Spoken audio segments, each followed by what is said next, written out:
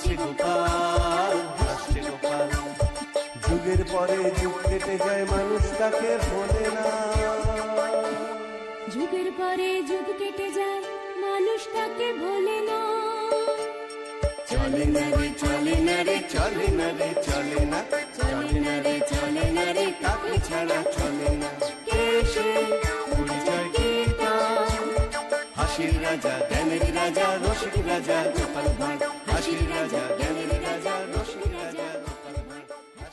একদিন গোপাল অনেকটা সময় ধরে নিজের চুল আঁচড়াচ্ছিল, আর তখনই পুটি আর গুলটে আসলো।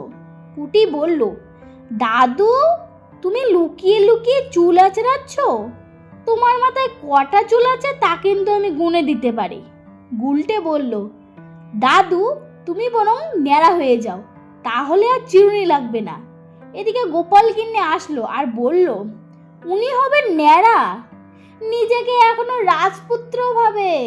দে তো দে, সবাই মিলে ধরে ন্যাড়া করে দে তো। পুটি বলল, দিদা যখন আদেশ দিয়েই দিল, তাহলে আর দেরি কিসের, চল কাজে লেগে পড়ে। গোপাল বলল, আরে আরে আরে আরে, ন্যাড়া করিস না, ন্যাড়া করিস না, একটু চুল থাকতে দে, না হলে রোদে যে আমার মাথার ঘিলু শুকিয়ে যাবে রে। কিন্তু পুটি দাদুর কথা না শুনেই দাদুকে ন্যাড়া করে দিল।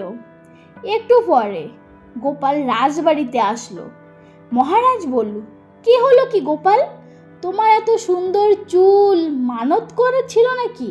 তা কি এমন মনোবাসনা পূর্ণ হলে যে চুলগুলোকে বিসর্জন দিয়ে দিলে গোপাল?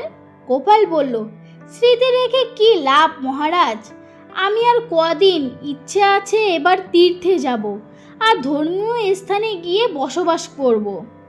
এরপর মন্ত্রী মশাই রাজসভায় আসলো। মহারাজ বলল, কি ব্যাপার কি মন্ত্রী, আজ এত দেরি কেন? মন্ত্রী মশাই বলল, মহারাজ, এই চুল আমার গর্ভ, তার যত্ন নিতে গিয়ে একটু দেরি হয়ে গেল আর কি। তবে ন্যাড়া হতে যে বেলতলায় যায়নি তা হলপ করে বলতে পারি। গোপাল বলল, ভগবান চুলের যত্ন না নিয়ে যদি ঘিলুর যত্ন নিত, তবে মহারাজের একটু উপকার হতো। ভগবান মন্ত্রী বলল, গোপালকে জিজ্ঞাসা করা আর একটা বাজ পড়া মরে যাওয়া গাছকে প্রশ্ন করা একই কাজ মহারাজ। গোপাল আর ভগবান মন্ত্রীর এভাবে তর্ক চলতেই থাকে। আর তখনই মুর্শিদাবাদের দুধ আসলো আর বলল, নবাবের শুভেচ্ছা নেবেন মহারাজ। মহারাজ বলল, উদ্বেগের কোনো কারণ নেই তো নিশ্চয়ই? মুর্শিদাবাদের দুধ বলল, না না, একেবারেই নেই। আসলে তিনি একটা খেলার আয়োজন করেছেন। খেলাটি হলো কাবাডি। একদিকে মহারাজের রাজসভারা, অন্যদিকে নবাবের দল। আপনারা রাজি থাকলে আমাকে জানিয়ে দিন, আমি নবাবকে জানিয়ে দেব। মহারাজ বলল, নবাবের আমন্ত্রণ অমান্য করে কি করে? ভগবান, তুমি আমাদের দল নির্বাচন করো, আমরা কাবাডি খেলতে রাজি। কালকের মধ্যেই আমাকে খেলোয়াড়ের নাম তুমি জানিয়ে দেবে। ভগবান মন্ত্রী বলল, যে আজ্ঞে মহারাজ, তবে খেলবো তো আমরাই, নবাব তাই চেয়েছেন। গোপাল পাতে আমরা সবাই যাব খেলতে। ও আপনি চিন্তা করবেন না মহারাজ, এক সময় কম কাবাডি খেলেছি, অন্য গ্রাম থেকে আমাকে ভাড়া করে নিয়ে যেত। তারপর রাজসভা শেষ হয়ে গেল। গোপাল বাড়িতে এসে দেখে তার নাতি নাতনিরা এসেছে। গুলটে বলল, দাদু দাদু, পাঠশালায় এবার যাত্রাপালা হবে, আমরা সবাই তাতে অভিনয় করব, কি মজা হবে বলো তো? গোপাল বলল, হ্যাঁ তা তো হবেই, তবে রাবণের বড় গোপ, 10টা মাথা, দাড়ি, চুল এসব কোথায় পাবি শুনি? গুলটে বলল, কেন, হাড়ু বহুরূপী তো দেয়, সেই দেবে। গোপাল বলল, ও আচ্ছা, তা হাড়ুর বাড়ি কোথায় জানিস? পুটি বলল, হ্যাঁ জানি তো, ওই তো পূব পাড়ায়, যে কেউ বাড়ি চিনিয়ে দেবে, যাবে নাকি সেখানে? গোপাল গিন্নি বলল, তোদের দাদুর এবার রাবণ সাজার শখ হয়েছে, একটা মাথার জ্বালায় জ্বলে পুড়ে মরছে, এবার 10টা মাথার সামলাও। তেনার আর কি, মরণ তো আমার, 10টা মাথা একসঙ্গে নাক ডাকলে কি যে হবে ভাবতে পারছিস? দিদার কথা শুনে পুটি গুলটে কি হাসি। গোপাল বলল, তোরা হাসছিস, হাস হাস, কিন্তু আমার ন্যাড়া মাথার ঘিলু যে সেদ্ধ হয়ে গেল রে, ঘিলু শুকিয়ে গেলে কি খাটিয়ে খাবো বলতো? তখন তো না খেতে পেয়ে মরবো। গোপাল গিন্নি বলল, না না না না, না খেয়ে থাকতে পারবো না বাবা, তার বদলে তুমি ন্যাড়া মাথায় পরচুলে পড়ে নাও। হ্যাঁ। গোপাল বলল, আমি সেই কথাটাই ভাবছি। পুটি বলল, দাদু তুমি মাথায় চুল লাগাবে? আমরাও তোমার সঙ্গে যাব কিন্তু। গোপাল বলল, যাবি রে বাবা যাবি, তোর পছন্দেই পরচুলাই আমি পরবো। যাই শুয়ে পড়ি। আর হ্যাঁ পুটি, কাল সকাল সকাল হারু বহুরূপীর বাড়িতে যাব, মনে রাখিস কিন্তু। পরের দিন সকালে পুটি আর গোপাল হারুর বাড়িতে যায়। পুটি বলল, ও বহুরূপী কাকা, বাড়িতে আছো নাকি? আমার দাদু এসেছে তোমার সঙ্গে দেখা করতে। হারু বলল, আরে পুটি নাকি? হ্যাঁ হ্যাঁ, নিয়ে আয় নিয়ে আয়, তোর দাদুকে নিয়ে আয়। তারপর গোপাল আর পুটি হারুর ঘরের ভিতরে আসে। হারু বলল, আসুন আসুন, আজ আমার ঘর ধন্য হয়ে গেল গোপাল ভাইয়া, মহারাজের খাস পেয়ারের লোক বলে কথা, বসুন বসুন। আর বলুন আপনার জন্য আমি কি করতে পারি? পুটি বলল, দাদুর জন্য একটা ভালো পরচুলা বানিয়ে দিতে হবে, পারবে তো? হারু বলল, না পারলে তুমি আমার সব চুল ছিঁড়ে দেবে না? বেশ বেশ, বাবরি মার্কার পরচুল এখনই দিচ্ছি, দেখো দেখো খুব ভালো মানাবে দাদুকে। গোপাল বলল, আর বলো না, এই বিচ্ছুগুলো আমায় ধরে ন্যাড়া করে দিল, এবার এই রোদে আমার প্রাণ যায় যায় অবস্থা। পুটি বলল, প্রাণ নয় দাদু, তোমার ঘিলু শুকিয়ে যাচ্ছে। তারপর হারু নকল চুল গোপালকে পরিয়ে দিল আর বলল, এবার মানিয়েছে একেবারে রাজবাড়ির লোক, বয়সটা কমে গেছে, দেখো দেখো। পুটি বলল, আরে বাস দাদু, তোমাকে যে লাগছে না, দিদা তো চিনতেই পারবে না তোমাকে। গোপাল বলল, শোনো হারু, তুমি যেটা বলবে সেটাই নেব। হারু বলল, এটাই নিয়ে যান ভাইয়া, মহারাজ চিনতেই পারবে না আপনাকে। পুটি বলল, হ্যাঁ হ্যাঁ দাদু, এটাই নেবে, তুমি বানিয়ে দিয়েছো আর দাদু নেবে না? ও দাদু, এবার তুমি এটা মাথায় দিয়ে রাজসভায় যাও, সবার চোখ মাথায় উঠে যাবে। গোপাল বলল, আচ্ছা এখন চলি ভাইয়া, না হলে রাজসভায় যেতে দেরি হয়ে যাবে। এই বলে হারুর বাড়ি থেকে গোপাল সোজা রাজসভায় আসলো। মহারাজ বলল, প্রহরী, এইসব উটকো লোক কি করে, কার অনুমতিতে রাজসভায় প্রবেশ করে? তোমরা কি জেগে জেগে ঘুমাও? ভগবান মন্ত্রী বলল, এটা কি রাজসভা নাকি যাত্রাপালার আসর? এই বাবরি চুলের লোকটাকে বের করে দাও, এক্ষুনি বের করে দাও। প্রহরী বলল, আগে মহারাজ, আমিও প্রথমে তাই ভেবেছিলাম, কিন্তু ভালো করে দেখলাম। গোপাল তখনই বলল, ভালো করে তাকিয়ে দেখে বুঝলে আমি গোপাল ভাঁড়, তাই তো? মহারাজ বলল, গোপাল তুমি? গোপাল তখন নিজের মাথার ওই নকল চুল খুলে ফেলল। মহারাজ বলল, গোপাল তোমার একই সাজ, আমি কেন, তোমার গিন্নিও তোমাকে চিনতে পারবে না। গোপাল বলল, এই চুলে আপনি কেন, স্বয়ং ভগবানও আমাকে চিনতে পারেননি, আর তো ওই মন্ত্রী মশাই। মহারাজ বলল, আরে তুমি তো বয়স কমিয়ে ফেলেছো একেবারে, ভগবান এই বয়সে কিন্তু কবাডি খেলার জন্য উপযুক্ত হবে বলেই মনে হচ্ছে। ভগবান মন্ত্রী বলল, মহারাজ, কাক কখনো কোকিল হয় না। গোপাল বলল, ভগবানের নাম চুরি করে কেউ ভগবান হতে পারে না মহারাজ।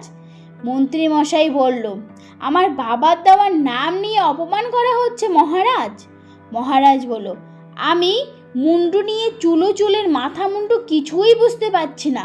গোপাল বলল, মহারাজ, আমি কবাডি খেলতে চাইছি না, মানে আপনি বললে নিশ্চয়ই খেলবো, কিন্তু ভগবানের সহ্য হবে না। ভগবান মন্ত্রী বলল, মহারাজ, গোপাল খেললে আমি খেলবো না, কারণ আমি বরাবর কবাডি খেলায় অপরাজিত, তাই গোপালের সঙ্গে একই দলে খেলে আমি আমার সম্মান নষ্ট করতে পারবো না। গোপাল বলল, এরপর আমার খেলার কোনো মানেই নেই, আমাকে মাফ করে দেবেন মহারাজ। মহারাজ বলল, ঠিক আছে গোপাল, এবার না হয় তুমি খেললে না, পরে তো প্রয়োজন হতেই পারে, তৈরি থেকো, আমরা না ফেরা পর্যন্ত তুমি বরং বিশ্রাম করো। গোপাল বলল, যথা আজ্ঞা মহারাজ। মহারাজ বলল, আজ সভা তাহলে মুলতবি রাখলাম, কাল ভগবান কবাডি দল নিয়ে মুর্শিদাবাদের দিকে রওনা হয়ে যাবে, আর আমি হাতেই চেপে যাব। তারপর রাজবাড়ি থেকে রাজবৈদ্য বাড়ি ফিরছিল আর ভাবছিল গোপালের জন্য খুব খারাপ লাগছে। ওই ন্যাড়া হওয়ার জন্য ওকে কত অপমান সহ্য করতে হয়েছে, এটা ঠিক নয়। কাল গোপালকে দেখে আমি একটা ওষুধ বানিয়ে রেখেছি, আর সবার সামনে দিতে পারলাম না। আর তারপরেই গোপালকে দেখতে পেল আর ডাকলো, গোপাল, ও গোপাল, দাঁড়াও দাঁড়াও, কথা আছে তোমার সঙ্গে, দাঁড়াও একটু। গোপাল বলল, আমার সঙ্গে কথা? কি কথা বলুন? রাজবৈদ্য বলল, তোমাকে নিয়ে যা ঠাট্টা মশকরা চলছে তা সহ্য করতে না পেরে তোমার জন্য একটা ওষুধ বানিয়ে নিয়ে এসেছি। গোপাল বলল, তাই নাকি? আচ্ছা, এই ওষুধে কি নতুন চুল উঠবে? রাজবৈদ্য বলল, আলবাত উঠবে। তুমি একটা কাজ করতে পারো, তোমার ওই নকল চুলের নিচে ওষুধটা মেখে নাও। গোপাল বলল, বাহ, বেশ ভালো বুদ্ধি দিয়েছো তো, ঠিক আছে, আমি তাই করব। এই বলে তেলটা নিয়ে গোপাল বাড়িতে গেল। পরের দিন গোপাল রাজসভায় আসলো। মহারাজ বলল, গোপাল, কাল যা বলেছি ভুলে যাও, তুমি আমাদের সঙ্গেই যাবে। বলা তো যায় না, ওই পরচুলাই হয়তো পরে কাজে লাগবে। ভগবান মন্ত্রী বলল, মহারাজের যখন এতই ইচ্ছে তখন গোপাল যাবে। যাক, ওকে তো আর মাঠে নামতে হবে না, আমি একাই 100। এরপর ভগবান মন্ত্রী তার দলবলকে নিয়ে মুর্শিদাবাদের দিকে রওনা দিল। আর গোপাল আসলো তার গিন্নিকে বলতে। গোপাল গিন্নিকে বলল, গিন্নি, আমি মুর্শিদাবাদে যাচ্ছি কবাডি খেলতে। পুটি বলল, তুমি কবাডি খেলবে? গোপাল গিন্নি বলল, তুমি আবার খেলতে নামবে? না নামলেই তো ভালো হতো। পুটি বলল, দাদু এখন খেলতে নামলে না নবাবের দল গোহারা হারবে, তুমি দেখে নিও দিদা। তারপর গোপাল মুর্শিদাবাদে চলে গেল। আর একটু পরেই কবাডি খেলা শুরু হয়ে গেল। ভগবান মন্ত্রী বলল, রাজজ্যোতিষী, ওদের যে মোটা করে সামনের লোকটা আছে সেই এগোবে, তাকে একদম জাপটে ধরতে হবে কিন্তু। রাজজ্যোতিষী বলল, আপনি কি করবেন, খেলা দেখবেন? ভগবান মন্ত্রী বলল, খেলার একটা কায়দা আছে, সেটা সবার মাথায় ঢুকবে না। আমি পেছনে দাঁড়িয়ে আছি, কেউ না পারলে তখন তো আমি আছি।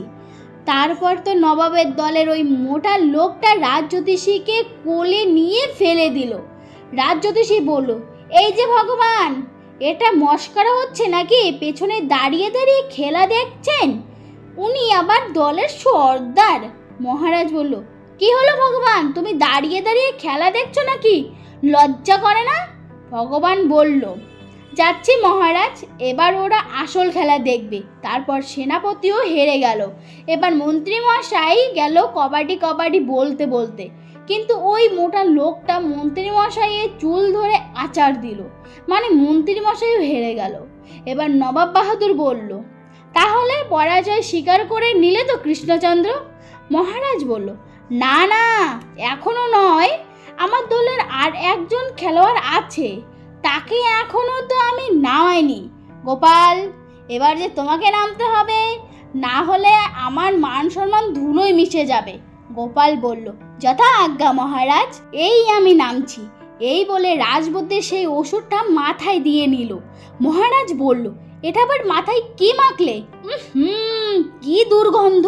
গোপাল বলল, রাজবৈদ্য চুল ওঠা তেল দিয়েছিল, সেটা মাথায় মেখে নিলাম। তারপর গোপাল খেলতে নামলো। কাবাডি কাবাডি বলে বলে নবাবের দলের সামনে গেল। ওই মোটা লোকটা গোপালের চুল ধরে টানতেই চুলটা উঠে আসলো আর দুর্গন্ধ বের হলো। এমনই দুর্গন্ধ যে কেউ গোপালের কাছেই এলো না। গোপাল বলল, মহারাজ, কেউ তো খেলতেই আসে না, আমি এখন কি করব? মহারাজ বলল, নবাব, খেলায় তো আপনার দলের কেউ আর নেই যে গোপালের কাছে যাবে, তাহলে কোন পক্ষ জিতলো? নবাব বলল, হায় হায় হায় হায়, কৃষ্ণচন্দ্র তোমার দলেই জিতে গেল, একা গোপাল আমাদের হারিয়ে দিল, কি লজ্জা, কি লজ্জা। তো ফ্রেন্ড, আজকের এই গোপাল ভাঁড়ের ছোট্ট গল্পটা কীরকম লাগলো বলো তোমাদের? যদি ভালো লাগে অবশ্যই লাইক কমেন্ট শেয়ার করবে আর সাবস্ক্রাইবটা অবশ্যই করবে। দেখা হচ্ছে নেক্সট কোনো ভিডিওতে। ততক্ষণে তোমরা সবাই খুব ভালো থেকো, সুস্থ থেকো। Thanks for watching, tata.